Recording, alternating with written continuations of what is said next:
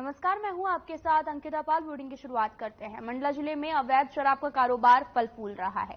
मोहल्ले में शराब बेची जा रही और पिलाई भी जा रही और ऐसी एक घटना क्रम रानी अवंतीबाई वार्ड से सामने आई है, जहां पर मोहल्ले में शराब बिकने को लेकर मोहल्ले वासियों ने मुहिम भी छेड़ी है। आपको बता दें कि अवैध शराब अड्डों को लेकर पर्चा भी चिपकाया गया है। पर्चा में लिखा हुआ है कि ऐसे मोहल्ले में नहीं जहां शराब बिकती हो। वहीं शराब बेचने पर, मना करने पर जान से मारने की धमकी भी दी जाती है। और इस सारे घटनाक्रम पर कोतवाली निरीक्षक का कहना है कि शिकायत हमें प्राप्त हुई है और शिकायत पर पुलिस मौके पर पहुंची थी, लेकिन कोई भी सामान मौके पर नहीं मिला। आगे की जांच लगातार जारी है।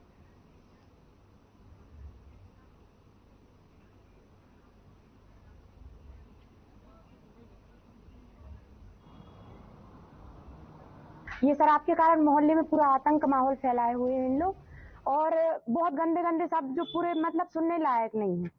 बहुत ही गंदे गंदे शब्दों का इस्तेमाल करते हैं इन लोग, और ज्यादा कुछ बोलो तो लेडीजों को तक बोलते हैं कि रेप करवा देंगे लड़की लगवा के। और जो लड़की है उसका पिता मेरे को सामने से बोला है, और जब मैं अपने घर साइड हुई तो वो मेरे पीछे दौड़ लगा के आ रहा था, लेकिन मैं तेजी से दौड़ लगा के घर के अंदर चली गई। कन्हैया बंसकार उसका नाम है। एक महिला की वहां पर विवाद करने की शिकायत है, जिसकी जांच थाने द्वारा की जा रही है।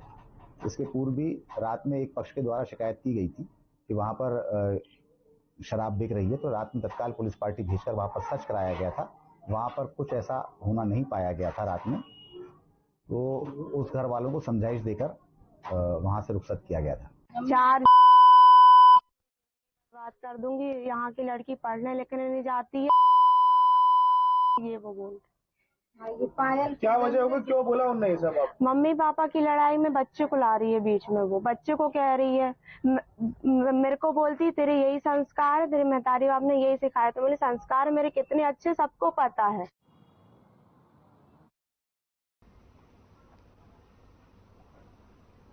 मामला शहडोल जिले से आया है, जहां पर रेत माफियाओं ने अवैध उत्खनन रोकने गए पटवारी को ट्रैक्टर से कुचलकर मार दिया। आपको बता दें कि प्रशासन की तमाम सख्तियों और लगातार कार्रवाइयों के बावजूद भी जिले के रेत माफियाओं के हौसले बुलंद हैं। शनिवार रात को पटवारी अपने साथियों के साथ में रेत का अवैध उत्खनन रोकने और गोपालपुर स्थित सोन नदी के घाट पर कार्रवाई करने पर पहुंचे थे। इस दौरान रेत माफियाओं ने कार्रवाई से बचने के लिए पटवारी के ऊपर ही ट्रैक्टर चढ़ा दिया और बताया जा रहा है कि रेत से भरे ट्रैक्टर का टायर सिर पर चढ़ने से पटवारी की मौके पर मौत हो गई और रेत माफिया ट्रैक्टर लेकर मौके से फरार हो गए।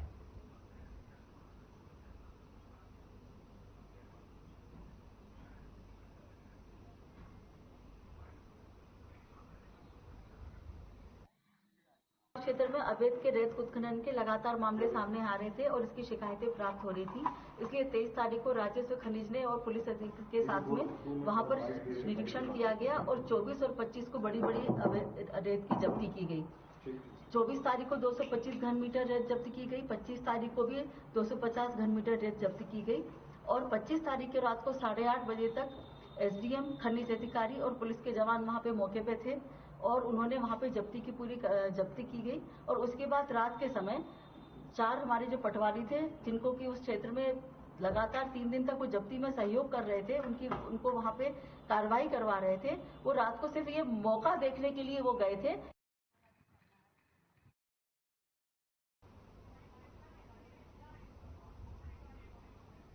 खरगांव के बड़वाहा में शनिवार शाम एक दिल दहला देने वाला हादसा हो गया। आपको बता दें कि नहर में कार गिरने से एक महिला और उसकी 7 साल की बेटी की मौत हो गई, जबकि कार चला रहा पिता किसी तरह से दरवाजा खोलकर बाहर निकलने से बच गया। पूरा परिवार ओकारेश्वर दर्शन के लिए जा रहा था, लेकिन इसके पहले ही पत्नी और बेटी की मौत हो गई। घटना शनिवार शाम करीब 5:30 बजे की है। आपको बता दें कि चश्मदीद ने बताया कि कार अनियंत्रित हो गई थी और नहर में जाकर गिर गई। नहर में पानी का बहाव तेज था। हादसे में कार चालक तो दरवाजा खोलकर बाहर आ गया, लेकिन उसकी पत्नी और बेटी कार में ही रह गए। मौके पर मौजूद लोगों ने बचाने की कोशिश भी की, लेकिन कार में पानी भरने की वजह से दोनों की मौत हो गई। तो वहीं सूचना के बाद में एसडीपीओ अर्चना राव और साथ ही पुलिसकर्मियों समेत गोताखोर पहुंचे और दोनों के शवों को बाहर निकाला गया।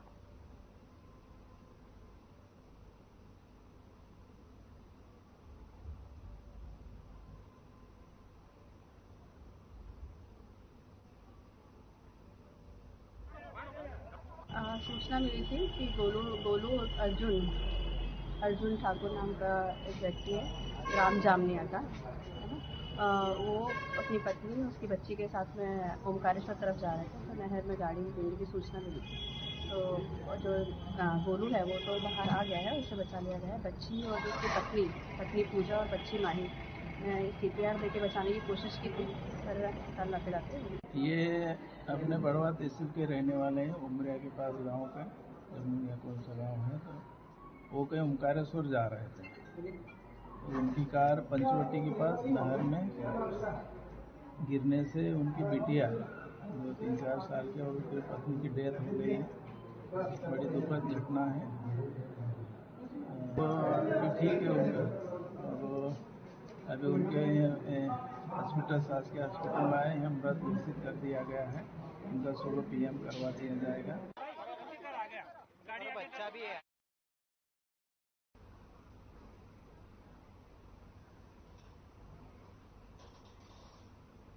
इंदौर के बेटवा थाना क्षेत्र में एक अज्ञात वाहन की टक्कर से ई-रिक्शा सड़क हादसे का शिकार हो गया। आपको बता दें कि अज्ञात वाहन की टक्कर से ई-रिक्शा अपना संतुलन खोकर पुलिया से नीचे गिर गया, जिसमें 3 साल के मासूम की मौत हो गई।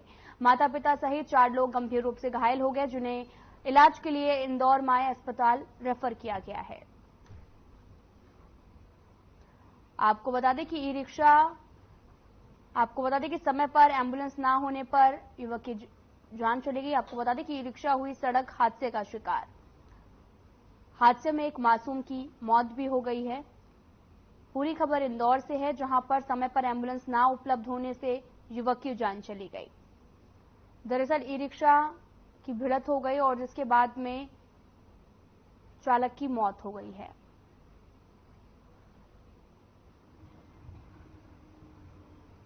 एक एक्सीडेंट है और एक बालक बहुत घायल है, और अस्पताल की जो एम्बुलेंस है जो 108 वो 1 घंटे बाद आएगी। तो आप कोई व्यवस्था कर सकते हो तो कीजिए। हमने सेंट मेरी से व्यवस्था की एम्बुलेंस की। इस दौरान आधा घंटा लगभग बीत गया होगा, और जब हम एम्बुलेंस यहाँ पहुंची तब तक उसको डॉक्टरों ने डिक्लेयर कर दिया था।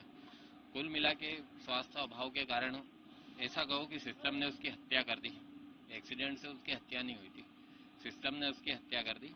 और उसके साथ साथ उसके माता पिता और एक पड़ोसी भी भर्ती है, जो 2 ICU में और एक नॉर्मल है। मेरा पड़ोसी में रहते हैं, मेरा दुकान है, वहाँ आए थे। सुबह बोल रहे थे कि मैं बीजासन माता जाऊँगा, कि शाम को ये नया गाड़ी लाया, बच्चों को लेके जाऊँगा करके, ऐसे बोल रहे थे। ये गाड़ी इनकी थी जिनसे जा रहे थे? हाँ, कल रात को लिए थे, कल ही नया लाया। क्या घटना हुई है? तो बाद में मेरे पास फोन आया कि अपना कॉलोनी में किसी का एक्सीडेंट हुआ।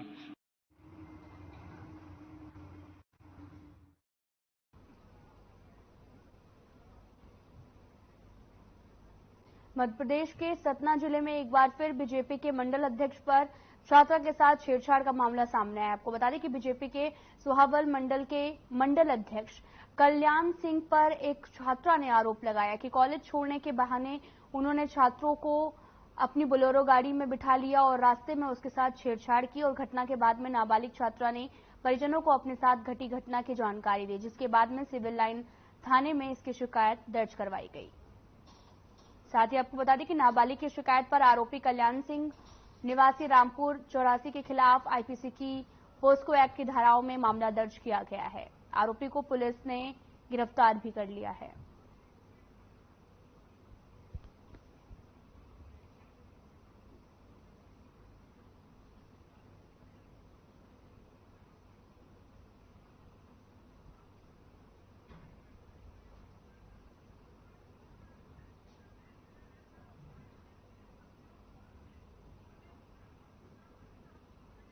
नरसिंहगढ़ के शासकीय महाविद्यालय में NCC स्थापना दिवस मनाया गया। इस मौके पर लेफ्टिनेंट डॉक्टर दिलीप कुमार गोस्वामी समेत NCC कैंडिडेट भी मौजूद रहे। आपको बता दें कि लेफ्टिनेंट डॉक्टर दिलीप कुमार गोस्वामी ने बताया कि NCC स्थापना दिवस नवंबर के आखिरी रविवार को मनाया जाता है और NCC में विद्यार्थियों को सेना में जाने के लिए तैयार किया जाता है। 15 अगस्त 1947 को जब हमारा देश आजाद हुआ था, उस समय देश में सेना शक्ति की कमी थी। इसको पूरा करने के लिए वर्दीधारी संगठन बनाया गया, जिसे NCC के नाम से जाना जाता है। यहाँ पर कैंडिडेट्स को एनसीसी में योग्य बनाया जाता है और इस संगठन को एनसीसी संगठन के नाम से जाना जाता है।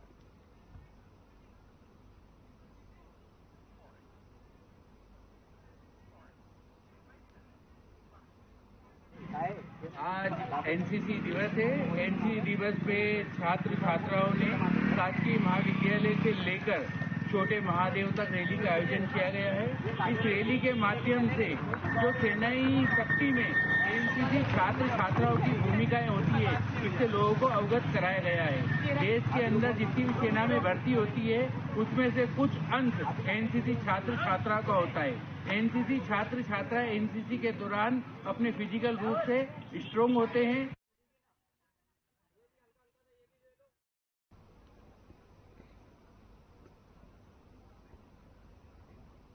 भागवत कृपा सेवा समिति ने 11 जोड़ों का निःशुल्क सामूहिक विवाह संपन्न कराया और इस अवसर पर वर वधुओं का चल रहा समारोह भी निकाला गया। आपको बता दें कि भागवत सेवा समिति के प्रमुख पंडित लोकेशानंद जी शास्त्री ने बताया कि भागवत कृपा सेवा समिति का ये लगातार छठा निःशुल्क सामूहिक विवाह सम्मेलन है, जिसमें 11 निर्धन कन्याओं का विवाह संपन्न करवाया गया और इस अवसर पर 11 जोड़े परिणय सूत्र पे बंधे और जिसमें वर वधुओं को कन्यादान स्वरूप गृहस्थ जीवन का जो सामान है वो भी दिया गया।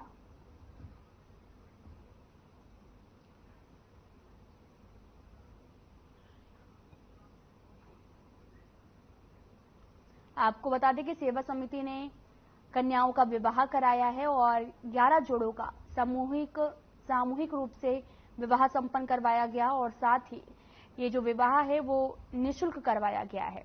आप तस्वीरें भी देख सकते हैं, सेवा समिति ने ये विवाह कराया है जो कि निःशुल्क है। यहाँ पर 11 जोड़ों का सामूहिक विवाह कराया गया और साथ ही गृहस्थ जीवन का सामान भी दिया गया और निःशुल्क ये विवाह कराया गया है।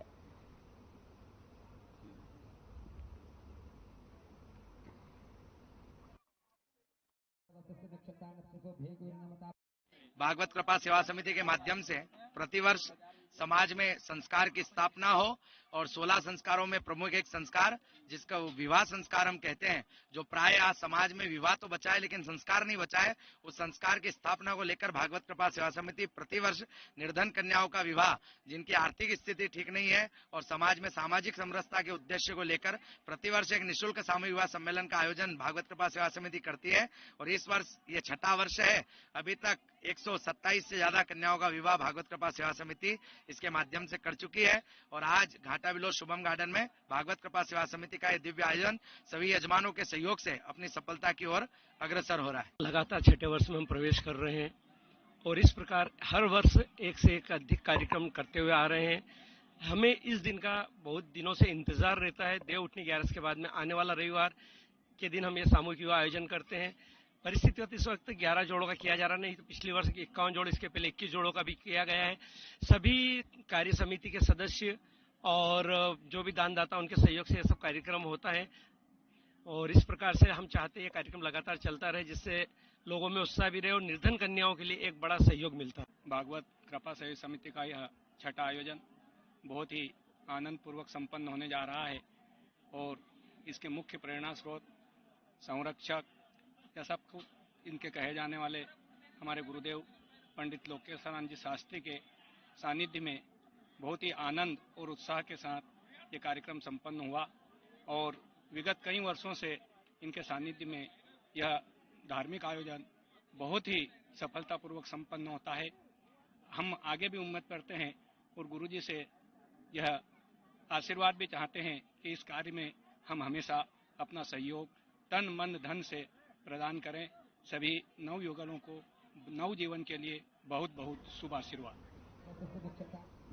विश्व प्रसिद्ध पर्यटन स्थल सांची नगर में 71वां सांची महोत्सव का शुभारंभ किया गया, जो नवंबर महीने के आखिरी शनिवार और रविवार को आयोजित होता है, जिसमें मुख्य मार्ग से शोभा यात्रा निकाली गई जो सांची स्तूप पर स्थित चैत्यगिरी मंदिर पहुंची। इसमें श्रीलंका से आए ढोल ताशा बाधक और साथ ही ढोल ताशा बजाए गए और श्रद्धालुओं ने यहां पर नृत्य भी किया। सांची महोत्सव में पुलिस प्रशासन को भी काफी मशक्कत करनी पड़ी, कई बार तो जाम की स्थिति बन जाती है और सांची महोत्सव में हजारों लोगों की भीड़ भी उमड़ती है। आपको बता दें कि सांची महोत्सव में देश के अलावा विदेशों से भी काफी पर्यटन आते हैं और वाहनों के जाम की स्थिति को देखते हुए इस साल भारी वाहनों के रूट में बदलाव भी किया गया।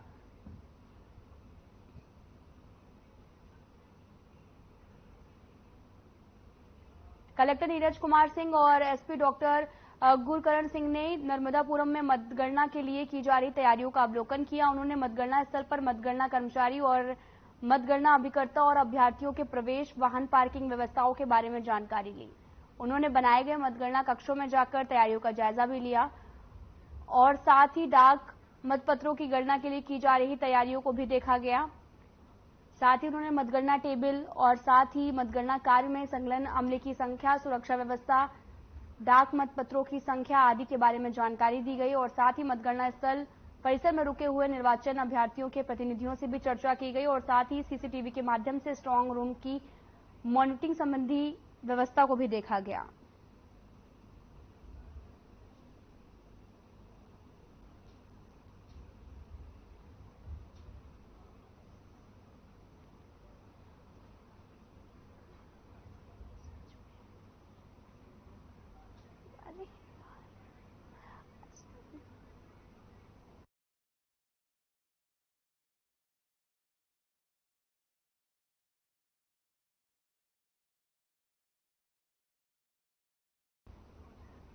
उज्जैन के देवास रोड स्थित नागझिरी थाना क्षेत्र के बालगृह से 3 नाबालिग बच्चे भाग निकले। घटना की जानकारी लगते ही नागझिरी थाना पुलिस मौके पर पहुंची। फिलहाल पुलिस की टीम तीनों फरार बच्चों की तलाश में जुटी हुई और बताया जा रहा कि भागने वालों में से एक बच्चा मुंबई का रहने वाला है तो वहीं 2 बच्चे राजस्थान के रहने वाले हैं। तीनों बच्चे अपने कमरे की ग्रिल तोड़कर फरार हुए हैं और उज्जैन देवास रोड के लालपुर इलाके में स्थित बालगृह से शुक्रवार शाम के वक्त 3 बच्चे खिड़की तोड़कर फरार हो गए। तीनों बच्चों में से एक मुंबई निवासी था जो कि अपना घर छोड़कर भागा था। वह बच्चा उज्जैन जीआरपी के माध्यम से सीडब्ल्यूसी पहुंचा था। फिलहाल पुलिस पूरे मामले की जांच कर रही है।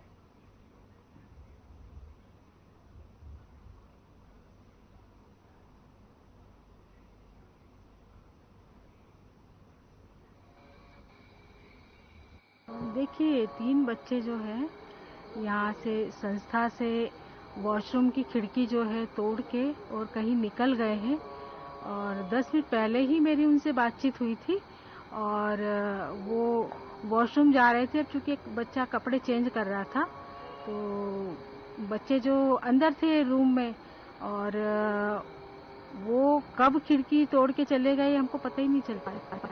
गृह से 3 बालकों के जाने की सूचना प्राप्त हुई है। उनकी फोटोज आदि लेके पुलिस उनकी सरगर्मी से तलाश की कर रही है। हमें पूर्ण विश्वास है कि उनको जल्दी से ही हम खोज लेंगे।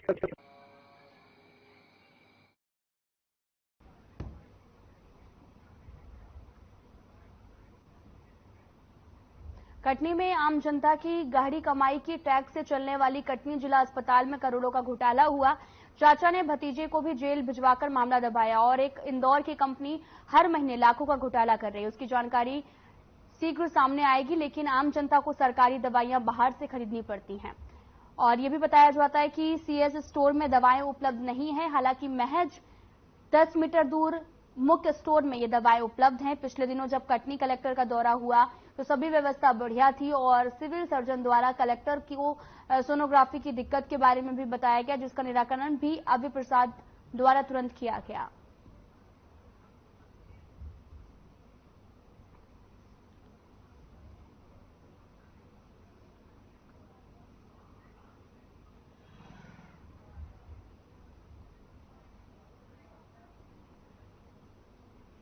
खंडवा में जीआरपी पुलिस ने मोबाइल लूट के मामले में 2 आरोपियों को गिरफ्तार किया और एक महिला यात्री लखनऊ से मुंबई के लिए पुष्प एक्सप्रेस में सफर कर रही थी। आपको बता दें कि इस दौरान खंडवा स्टेशन पर ट्रेन का स्टॉपेज हुआ तो खिड़की की तरफ से बदमाश ने मोबाइल छीन लिया।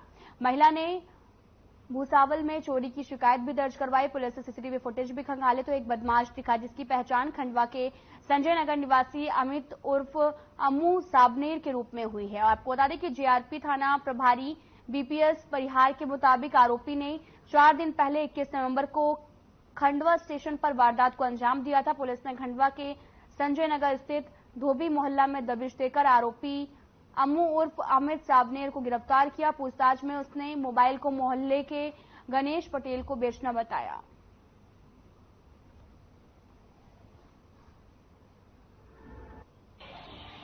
इक्कीस 11/23 को 11:30 बजे पुष्पक एक्सप्रेस यहाँ पर आई थी स्टेशन खंडवा पर। उसमें फरियादिया आरती लखनऊ से मुंबई की यात्रा कर रही थी।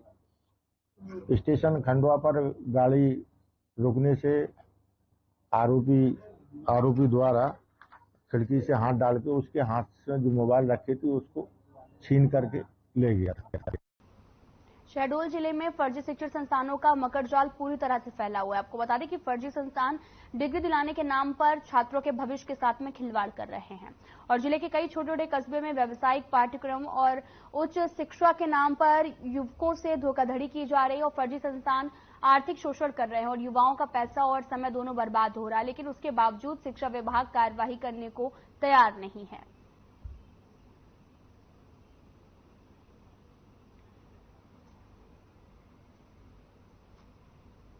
प्रेस्टीज इंस्टीट्यूट के नाम से है, धनपुरी में चलाता हूँ।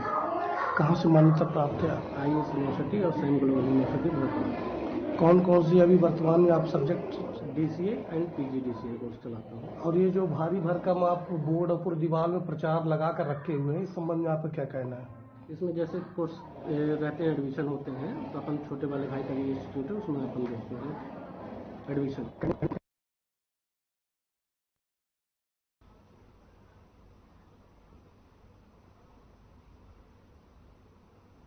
तो वहीं आपको बता दें कि गुरु नानक देव जी का 554वां प्रकाशोत्सव मनाया जा रहा है। उत्सव के तहत सिख समाज ने शनिवार को शहर में नगर कीर्तन निकाला और नगर कीर्तन में समाज जन पारंपरिक वेशभूषा में दिखाई दी। आपको बता दें कि पंजाब के तरनतारण का इंटरनेशनल गोल्ड मेडलिस्ट निशाने खालसा गतका ग्रुप ने शस्त्रों के प्रदर्शन के साथ में हैरतगंज कारनामे भी दिखाए और आपको बता दें कि कलाकारों ने भी आंखों में कांच डालकर, पट्टी बांधकर तलवारबाजी के और साथ ही आपको बता दें कि सीने पर पत्थर तोड़ने का प्रदर्शन किया। नगर कीर्तन के दौरान सत करतार फौजी बैंड ने पालकी के साथ भजनों की प्रस्तुति दी और साथ ही गुरु सिंध सभा के कोषाध्यक्ष भूपेंद्र सिंह कुकरेजा ने बताया कि नगर कीर्तन की शुरुआत गुरु सिंध सभा गुरुद्वारे से हुई, जो फूल गली, बॉम्बे बाजार, स्टेशन रोड, तीन पुलिया, मालिकुआ और बुधवारा बाजार से होते हुए गुरुद्वारे पहुंचा।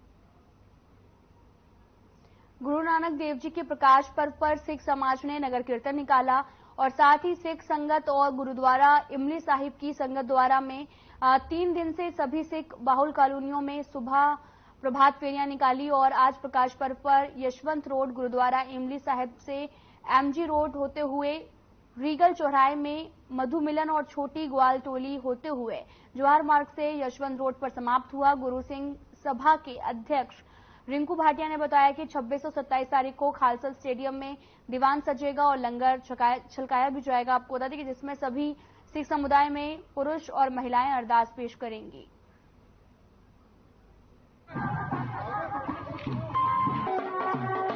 सतगुरु नानक प्रगटया मिट्टी तुंद जग चानन हुआ। गुरु नानक देव जी के प्रकाश पर्व की पूरे संसार को बहुत बहुत बधाई हो। आज गुरु नानक नाम लेवा संगत और इंदौर की समूची साथ संगत गुरु नानक देव जी का वचन है, कीरत करो, नाम जपो, वंड छको। इसको संगति रूप में आज नगर कीर्तन के रूप में इमली साहब गुरुद्वारे से प्रारंभ करके सभी संगत पूरे इंदौर में मार्ग में दर्शन करते हुए इमली साहब गुरुद्वारे शाम को 6 बजे नगर कीर्तन की समाप्ति होगी। फिलहाल इस बुलेटिन में इतना ही। नमस्कार।